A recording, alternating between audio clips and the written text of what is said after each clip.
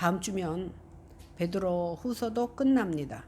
그러면 이제 구약으로 넘어갑니다. 그래서 마지막 때에 베드로가 베드로서를 통해서 우리에게 주시는 귀한 말씀이 너희가 종말 신앙을 가지라고 하는 귀한 말씀입니다. 우리가 지난주에는 예수님이 오시되 도적같이 임한다는 사실에 대해서 생각해 보았는데, 초대 교회 성도들은 예수 그리스도의 재림을 기다리면서 살았습니다. 그런데 시간이 지나도 오지 않자 이제 그것에 대하여 조롱하는 자들이 생겼고, 믿는 자들 가운데서도 의심하는 사람들이 생겨났습니다. 이에 사도 베드로는 주님의 날은 반드시 올 것이다. 그날에는 세상의 모든 것이 불에 타서 사라질 것이기 때문에 그날을 준비하는 삶을 살아야 된다라는 것을 오늘 베드로서를 통해서 우리에게 알려주고 있습니다. 본문은 종말에 대한 교훈일 뿐만 아니라 종말을 살아가는 우리들의 모습이 어떠한 모습으로 살아가야 되는지에 대한 해답을 주고 있습니다. 우리는 종종 이 세상이 영원할 것처럼 살아갑니다. 그러나 성경은 분명히 말씀합니다. 이 세상은 일시적이고 하나님의 날에 모든 것이 풀어지고 사라질 것입니다. 그렇다면 이 마지막 때에 우리 성도들이 어떻게 살아가야 되는지 11절과 12절을 같이 읽어보겠습니다. 시작. 이 모든 것이 이렇게 풀어지리니 너희가 어떠한 사람이 되어야 마땅하냐. 거룩한 행실과 경건함으로 하나님의 날이 임하기를 바라보고 간절히 사모하라. 그날에 하늘이 불에 타서 풀어지고 물질이 뜨거운 불에 녹아지려니와. 여기에 풀어지리니에 해당하는 헬라어를 루오라고 하는데, 이 말은 뭐냐면 꽉 묶여있던 것이 풀어지는 것, 해체되는 것을 의미합니다. 해체되면, 묶여있던 것이 해체되면 모양이 변하잖아요. 그런데 모양이 조금 변화되는 것이 아니라 세상의 붕괴와 종말, 완전히 달라지는 것을 말합니다. 그런 의미에서 오늘 베드로는 주의 날이 도둑같이 임하는데 하나님께서 창조하신 모든 만물이 주께서 재림하시는 마지막 때에는 하늘은 떠나가고 물질은 불에 풀어지면서 녹아버린다고 말합니다. 제가 강원도에서 목회할 때 우울증 걸린 환자가 본당에다 불을 질렀어요.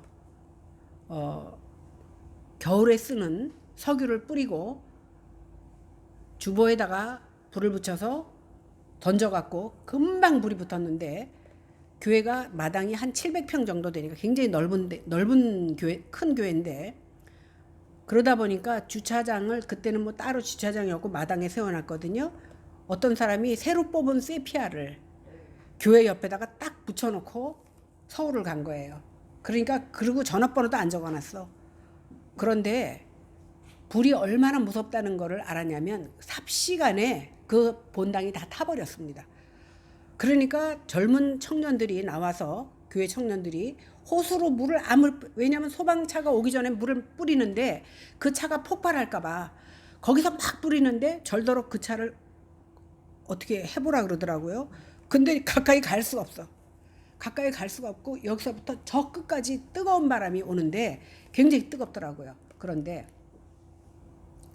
한쪽이, 교회가 불이 붙었으니까 교회 가까이 된 그쪽이 녹아내리는데, 그 새 차가, 결국 그 사람은 새로 차를 뽑았는데요, 무단으로 그 주차를 해놨기 때문에 보험회사에서 보상이 안 된대요.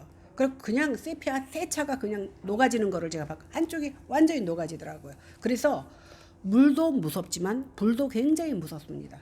물도 그 동네 보면은 굉장히 유명한 그 관광지가 많은데, 물이 홍수가 났는데요. 물이 어떻게 무섭냐면 그 포장한 도로가 밑에서부터 다 떨어져 나가더라고요. 그러니까 얼마나 물이 무서운 줄을 제가 알았는데 불도 여전히 무섭더라고요. 삽시간에 교회 전체를 태워버리고 그 세피아 차가 그냥 녹아져 버린 걸 보고, 야, 진짜 불도 무섭구나. 그런데 마지막 때에 하나님께서 불에 풀어진다, 이 말은 뭐냐면 물질이 불에 완전히 녹아서 뚝뚝 떨어지는 거, 흔적이 없어지는 것을 말하는 겁니다. 근데 우리는요, 실감 못해요. 닥쳐야 실감해. 그 제가 한동안 가스불을 못 켰어요. 불 나고 나서. 그 불이 무서워서. 이제 그 트라우마 때문에. 이만큼 하나님께서 이렇게 경고했는데도 우리는 마치 남의 일처럼 생각하다 보니까 무서운 줄 모르고 지나갑니다. 심판의 날에는 완전히 변화된다라는 것을 말합니다.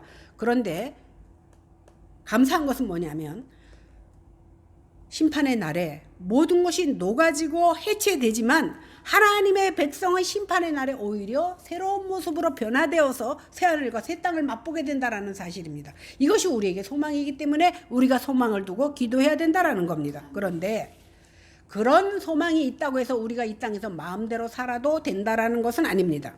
그러므로 이 땅이 전부가 아니고 영원을 준비하고 사는 너희들은 어떻게? 거룩한 행실과 경건함으로 하나님의 날이 임하기를 기다리라는 겁니다.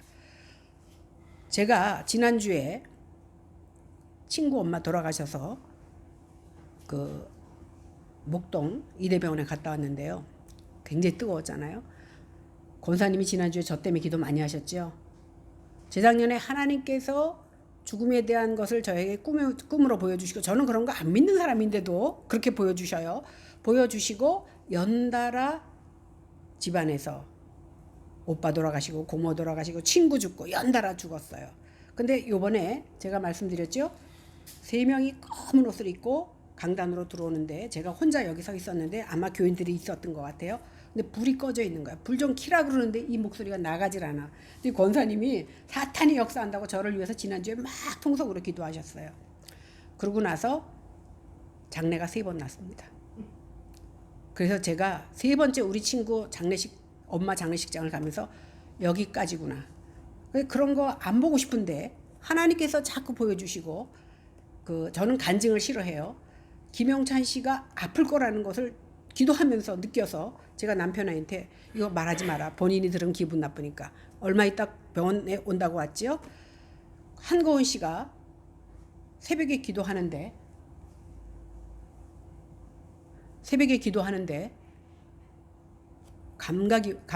그런 생각이 들어서 제가 아침에 문자를 보냈어요.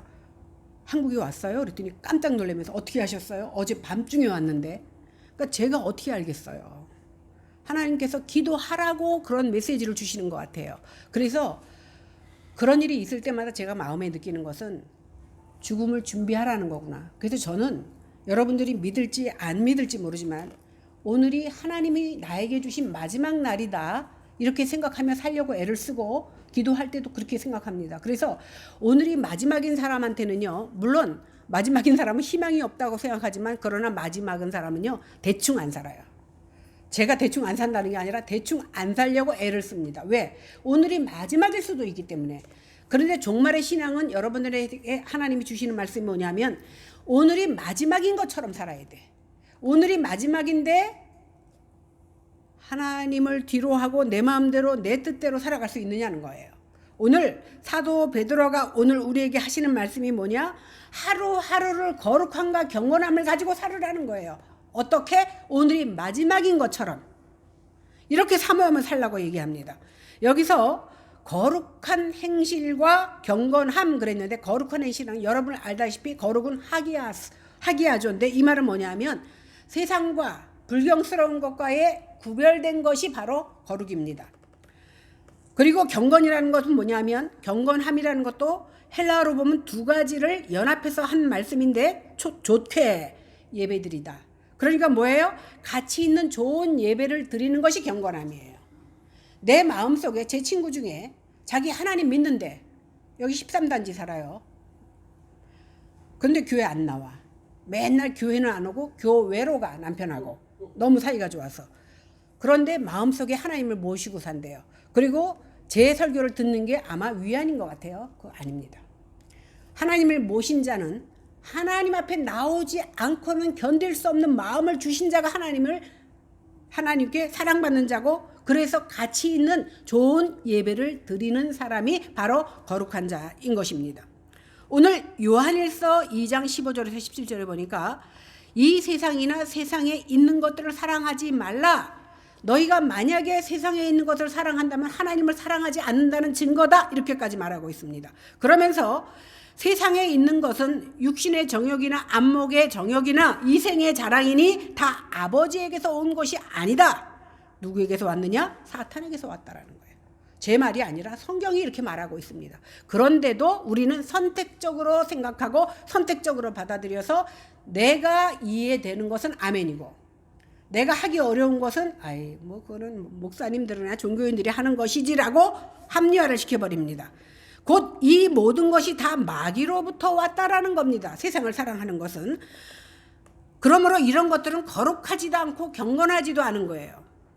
그러므로 우리가 땅의 것을 생각하지 말고 위의 것을 찾는 것이 바로 거룩한 행실이며 경건함이라고 오늘 성경은 말하고 있습니다. 이렇게 육신의 정욕과 안목의 정욕과 이생의 자랑을 쫓아 행하지 않고 하나님의 뜻을 따라 행하는 것, 이것이 거룩한 행실이고 경건함인 겁니다. 이것을 다른 말로 하면 이러한 자는 어떻게 주의 날이 오기를 마음으로 사모하며 살아간다라는 겁니다. 이렇게 주의 날에 임하기를 사모하는 사람이 오늘 주님이 오신다 그래도 하나님 조금 기다려주세요가 아니라 아멘 주에서 오시옵소서 하는 믿음을 가진 사람이 세상에 불타 없어질 것을 매달리겠습니까? 도리어 이런 것을 멀리하고 오히려 하나님 아버지로부터 오는 각양 좋은 은사를 사모하게 된다는 겁니다. 우리 주님은 반드시 재림하십니다. 이것이 우리 주님의 약속이고 이 땅을 사는 우리 모두의 진정한 소망입니다. 주님께서는 장차 심판의 주요 영광의 주로 심판하러 오실 텐데 믿는 자들과 믿지 않는 자들에게 심판의 주로 오십니다. 그러므로 믿지 않는 자들에게는 그날이 심판의 날이지만 믿는 자들에게는 구원의 완성이요 영광의 날이 된다라는 겁니다. 13절을 같이 보겠습니다. 시작. 우리는 그의 약속대로 의가 있는 곳인 새하늘과 새 땅을 바라보도다. 베드로는 하나님의 날에 대해서 경건한 자들에게 약속된 것을 구약 성경을 통해서 우리에게 설명하고 있습니다. 그 약속은 뭐냐 하면 하나님의 의에 근거한 약속이라는 겁니다. 노아의 시대에 홍수로 불경한 자들을 심판하시고 죄악된 세상을 새롭게 하셨듯이 주께서 재림하는 하나님의 날에 온 세상을 불로 심판할 것과 새하늘과 새 땅으로 변화시킬 것을 약속하신다는 겁니다. 새하늘과 새 땅은 구약성경 이사야 65장 66장이 계속해서 나오고 있고 신약성경에서도 마태복음 로마서 계시록 21장에 나타납니다.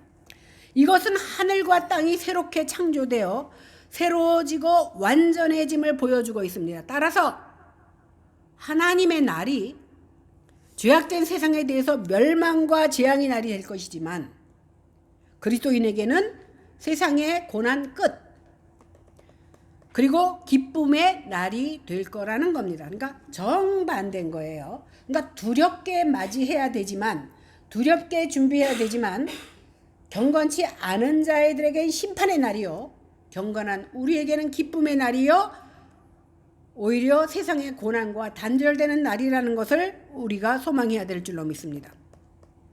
예수 그리스도를 믿는 사람들의 소망은 하늘나라, 새 하늘과 새 땅에 들어가는 겁니다. 우리가 눈으로 보는 이 세상은 이제 옛 하늘, 옛 땅이 돼버리고 어떻게 됩니다? 그날이 되면 불살라기에서 간수되어졌던 것이 진짜로 불살라지고 없어집니다.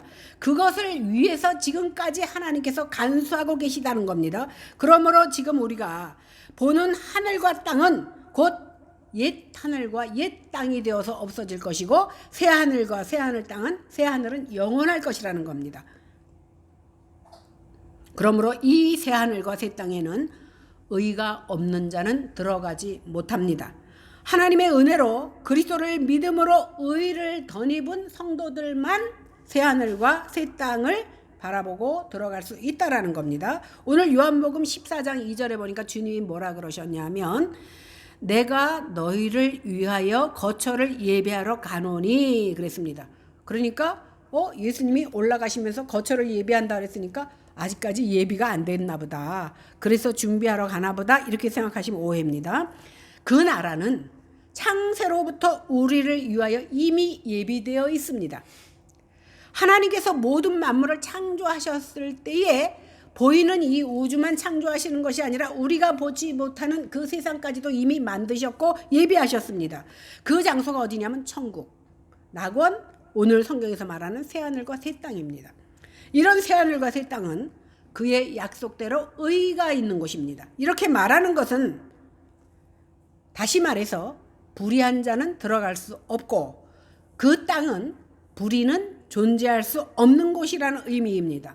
그럼에도 죄 많은 우리가 어떻게 들어갈 수 있습니까? 예수 그리스도의 피로 용서받아 의인이라는 칭함을 받았기 때문에 우리가 들어갈 수 있어요. 그러니까 불의한 자는 못 들어가고 의인만 들어가는 곳입니다. 그렇다고 우리가 죄를 전혀 짓지 않은 상태에 있는 것은 아닙니다. 지금도 우리는 끊임없이 죄를 짓고 있습니다. 그렇기 때문에 오늘 베드로가 너희는 죄인이지만 의롭다함을 입어 새하늘과 새 땅에 들어갈 자들이기 때문에 어떻게 하라고요? 거룩한 행실과 경건함을 갖추라고 권면하고 있는 겁니다. 근데요, 그 땅과 그 하늘은요, 경건함을 이제 베드로가 너희는 거룩함과 경건함을 갖추라 그랬잖아요. 그 말을 할 필요도 없는 것이에요. 왜? 거기에는 조금의 불의함도 없기 때문입니다. 우리가 예수 그리스도의 제 이름으로 말미암아 새로운 몸을 입는다고 할 때 지금 지상에서 부패한 보성을 가지고 있는 이 육체를 벗는 것입니다. 지금은 성화의 과정 가운데 있지만 그때는 완전한 성화를 이루고 영화로운 단계에 이르게 되는데 그런 상태로 새하늘과 새 땅에 살게 된다는 겁니다. 그럼 문제가 뭡니까? 우리 중에 아무도 의가 없다라는 겁니다. 의가 있는 자가 없다라는 겁니다.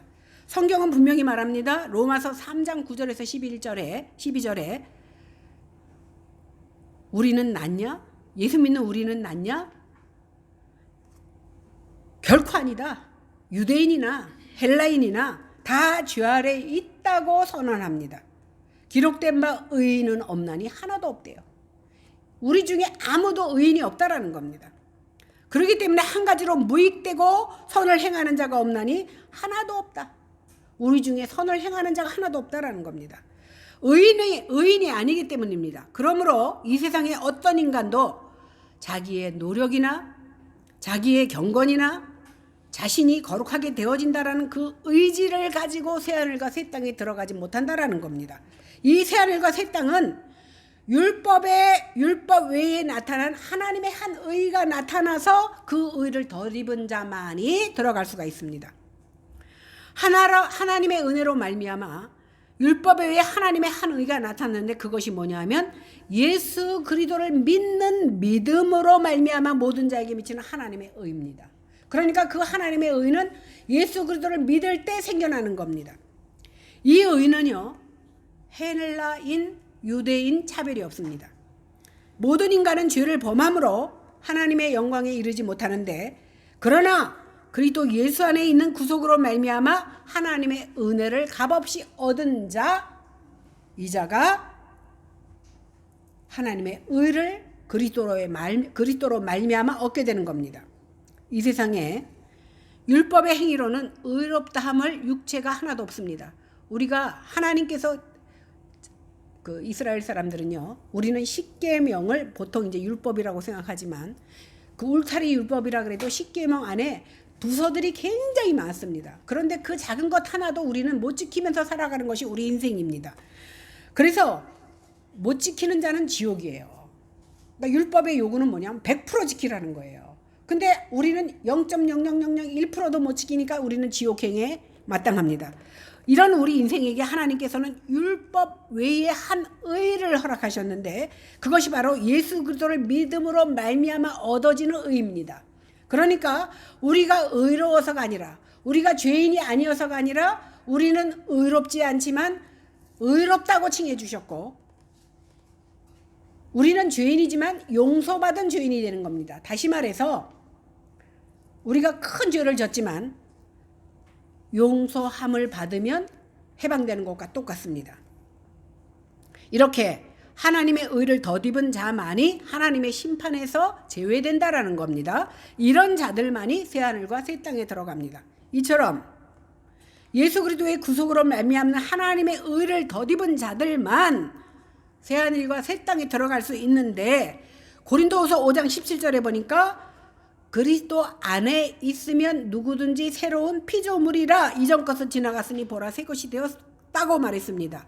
그리스도 예수 안에서 새로운 피조물이 되어야 새하늘과 새 땅에 들어갈 수 있다라는 겁니다. 그래서 새로운 피조물 오직 그리스도 안에 있어야만 새하늘과 새 땅을 들어갈 수 있다라는 사실을 오늘 기억하시기 바랍니다. 그러면 이 새하늘과 새 땅이 어떤 곳입니까? 계시록 21장에 보니까 내가 새하늘과 새 땅을 보니 처음 하늘과 처음 땅이 없어졌고, 아까 제가 옛 땅, 옛 하늘이라고 말했잖아요. 이것이 없어졌고 바다도 다시 있지 않더라. 보라 봄에 거룩한 성 새 예루살렘이 하나님께로부터 하늘에서 내려오니 그 준비한 것이 신부가 남편을 위하여 단장한 것 같더라. 이렇게 말합니다. 그리고 그곳에 가면 어떻게 됩니까? 다시는 눈물도 없고 고통도 없고 사망이나 애통하는 것이 없는 것, 그것이 바로 새하늘과 새 땅입니다. 왜? 처음 것이 다 지나갔기 때문이라고 오늘 계시록에선 얘기하고 있습니다. 또 22장에 보니까 또 그가 수정같이 맑은 생명수의 강을 내게 보이니 하나님과 및 어린 양의 보좌로부터 나와서 길 가운데로 흐르더라. 강 좌우에 생명나무가 있어 12가지 열매를 맺되 달마다 그 열매를 맺고 그 나무 잎사귀들은 만국을 치료하기 위하여 있더라. 다시 저주가 없으며 하나님과 그 어린 양의 보좌가 그 가운데 있으리니 그의 종들이 그를 섬기며 그의 얼굴을 볼 터이요 그의 이름도 그들의 이마에 있으리라. 다시 밤이 없겠고 등불과 햇빛이 쓸 데가 없으니 이는 주 하나님이 그들을 비치심이라. 그들이 세세토록 거기서 왕노릇하리라. 거기는 등불도 필요 없대요. 왜? 주의 등불이 비춰주기 때문에 항상 밝고 어두움도 없고 아픔도 없고 고통도 없는 그곳에 우리가 살 수 있다는 것. 어떤 자가 새로운 피조물이 된 자가 그곳에 살 수 있다는 겁니다. 그러니까 이 말씀에 보니까 새하늘과 새 땅은 뭐예요? 거룩한 성 새 예루살렘입니다. 새 예루살렘이 하늘에서 내려오는데 그 예비한 것이 신부가 신랑을 위해서 준비한 것 같다. 시집가는 처녀가 결혼식 당일날, 그 전부터 미리 다 준비를 하지만 당일날 세수도 안 하고 갑니까? 신랑 맞이하는데 미리 가서 준비하고 뭐 신부 화장하고 제일 비싸고 제일 좋은 것으로 치장하고 가지 않느냐는 거예요. 그러면 신랑 신부를 보러 가는 사람들도 우리도 가장 좋은 옷을, 교회는 막 입고 오면서도 예식장 갈 때는 좋은 거 입고 가잖아. 그죠? 더군다나 인척이 되면 또 한복까지 입고 가고 일부러 맞춰서도 입고 갑니다. 이렇게 신부가 남편을 위하여 최선의 것으로 준비하듯이 오늘 하나님께서는 우리를 위하여 최선의 것으로 준비하신다라는 말씀입니다. 그곳에 하나님의 보좌가 있고 하나님의 장막이 사람들과 함께 있습니다. 하나님께서 친히 백성들의 모든 눈물을 씻겨주십니다. 그래서 그곳에 가면 다시는 사망도 없고 애통하는 것이나 곡하는 것도 없고 아프지도 않습니다. 수정같이 맑은 생수의 강이 하나님과 어린 양의 보좌에서 흘러나와 우리를 적셔줍니다. 생명나무가 있어서 한 달에 달마다 12실과를 맺습니다. 먹고 싶은 거 다 먹고 황금길을 걸으며 어두운 곳이 없어. 주님께서 등불로 붙여주시기 때문에 거기서 우리가 뭐 한다고? 시녀 노릇하는 거 아니에요. 왕 노릇하리라. 언제까지? 세세토록, 영원토록. 지난주에 배웠지요? 하나님은 영원하신 분이다. 그래서 과거도 영원이고 현재도 영원이고 미래도 영원이라 그랬어. 왜? 시작과 끝이 없기 때문에 우리도 그 땅에 가면 하나님과 더불어 세세토록 왕노릇한다라고 오늘 사도 베드로는 우리에게 말씀해 주십니다. 그렇기 때문에 새하늘과 새 땅은 성취된 하나님의 나라입니다. 곧 극치에 이른 하나님의 나라입니다. 하나님은 우리의 영원한 하나님이 되시고 우리는 영원히 그의 백성이 되어서 그곳에서 영생 복락을 누립니다. 그러므로 새하늘과 새 땅은 우리가 사모해야 돼. 그죠? 주의 재림을 믿고 이 땅에서 믿음으로 살고 있는 성도들은 새하늘과 새 땅을 소망하는 인생들입니다. 그러므로 엄밀히 말해서 새하늘과 새 땅을 소망하며 살지 않는다면 성도라고 말할 수가 없습니다. 그러므로 우리의 소망은 눈에 보이는 이 세상이 아닙니다. 제가 가만히 보니까 언제 나이 70 먹었고 환갑 때에 제가 무슨 생각을 했냐면 우리 엄마 아버지만 환갑하는 줄 알았더니 나도 환갑을 하는구나. 근데 어느새 또 10년이 흘러버렸어. 그래서 생각해 보니까 제가 최소한 3분의 2는 살았잖아요. 그죠? 최소한. 뭐 내일이라도 부르면 가겠지만 그러면 3분의 1은 살았으니까 많이 살아야 3분의 1 더 살면 저를 보고 싶어도 아무도 못 봐. 그런데 이 세상이 그거로 끝이라 그러면 오늘 당장 목사 그만두고 예수 믿는 것도 그만둬야 돼. 왜? 여기서 그냥 뭐 하고 싶은 짓 다 하고 살면 됩니다. 그러나 이 눈에 보이는 이 세상이 전부가 아니라는 걸 믿기 때문에 오늘도 이렇게 더운 날씨에 우리가 나온 거 아닙니까? 물론 우리는 머리로는 눈에 보이는 이 세상이 우리의 소망이 아니라 저 하늘나라가 우리의 소망이라고 말합니다. 그러나 진정 우리 자신들의 소망이 새 하늘과 새 땅에 있느냐고 물으면 자신 있게 대답할 수 있는 사람이 몇 명이나 있느냐는 겁니다. 왜 그러냐면 우리의 살아가는 모습을 보면 정말 하늘나라를 소망하며 사는 것 같지 않은 모습으로 살기 때문입니다. 지식적으로 새하늘과 새 땅이 우리 인생의 진정한 소망인 것을 알고 입으로 고백할 수는 있습니다. 그러나 실제 우리의 삶 가운데 정말 하늘나라를 소망하며 그것을 간절히 사모하며 살아가고 있느냐 이렇게 물어볼 때 대답할 자가 몇 명이나 있느냐는 겁니다. 저도 이 말씀을 준비하면서 내 스스로 나를 속이고 있지 않는지를 물어봤습니다. 많이 속이더라고요.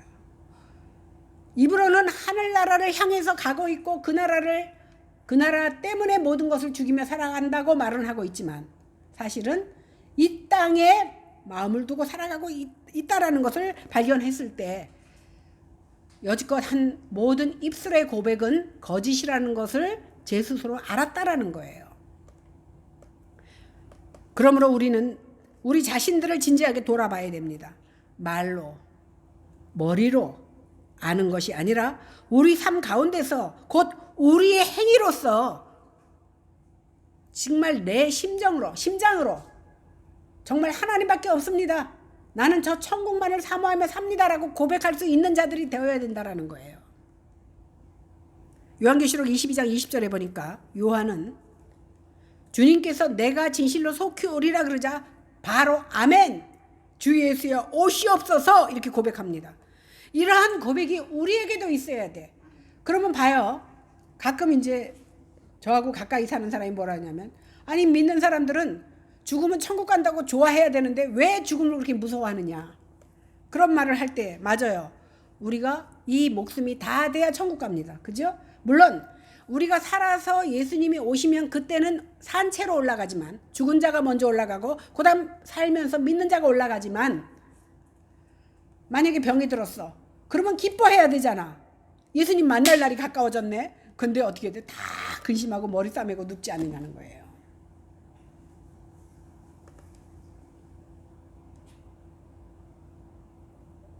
우리에게 요한처럼 아멘 빨리 오시옵소서. 근데 주님 지금 오신다 그러면 해야 할 일이 있고 아직 주님 앞에 보여드릴 만큼 완전한 것도 없고 부끄러워서 조금만 더 저에게 시간을 주십시오 하고 말할 사람이 많다라는 겁니다. 그러니까 말로는 새하늘과 새 땅이 우리의 진정한 소망이라고 하면서 실제로는 어때요? 그렇지 않다라는 것을 우리 스스로 인정할 수밖에 없다라는 겁니다. 그렇기 때문에 우리의 소망이 새하늘과 새 땅이 되어야 된다라는 것을 알고 있어도 우리의 삶이 그것을 입증하지 못한다면 우리는 믿는다라고 과연 말할 수 있겠느냐는 겁니다. 물론 우리가 완전하게 믿을 수는 없습니다. 또 이런 것을 고백하는 것이 우리 의지로 되는 것도 아닙니다. 날마다 하나님께서 은혜를 주셔야만 가능합니다. 우리의 머리로는 새하늘과 새 땅을 사모하며 살아야 된다는 거 다 압니다. 그러나 실상은 이 세상과 이 세상 것들을 향해서 달려가고 있는 삶이라는 것을 부정할 수가 없다라는 거예요.